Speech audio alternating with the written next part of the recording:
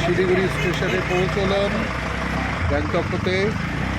এখন বাজে 10:40, ঠিক 10 মিনিট আগে সকাল 6টায় রওনা হয়ে ডেভিডের গাড়ি আরামে পৌঁছলাম।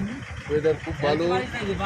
শিলিগুড়ি স্টেশনে এসে ডেভিডের গাড়িতেই আমাদের জিনিসপত্র রাখা।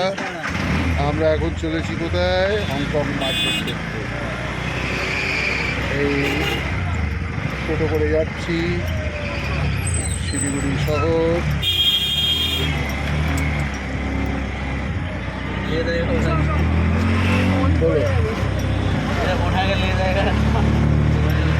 বেটু কিছু বলে